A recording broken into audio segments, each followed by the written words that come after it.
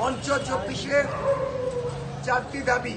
1 নম্বর, বাংলাদেশের জাতীয় নেতৃবৃন্দের সাইবার স্পেসের নিরাপত্তা নিশ্চিত করতে হবে। দ্বিতীয়ত, নির্বাচনের পূর্বে এবং পরে যে কোনো তথ্য সন্ত্রাস এড়াতে সরকারের পক্ষ থেকে ফ্যাক্ট চেকিং সেল চালু করতে হবে, যার মাধ্যমে সঠিক তথ্য জানার সুযোগ হবে।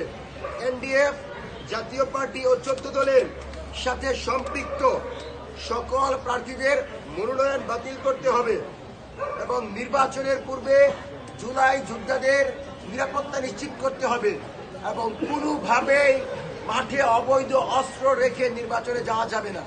আমাদের এই দাবিগুলো স্পষ্ট এবং আমরা আশা করি সরকার সুষ্ঠু, অবাধ এবং নিরপেক্ষ নির্বাচনের বাইরে কোনো কিছু চিন্তা করবে না। যদি করে, আপনাদেরকে বলে দিচ্ছি 12 তারিখেও বাংলাদেশে আন্দোলন হতে পারে।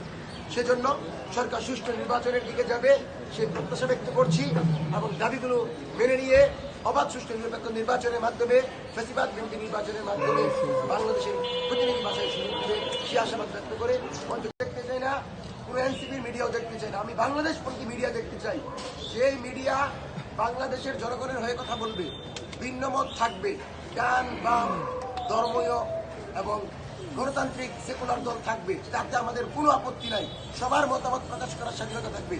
কিন্তু কোনোভাবেই কোনো বিশেষ দলকে বিশেষ সুবিধা দিয়ে মিডিয়াকে এক কেন্দ্রিক করা যাবে না।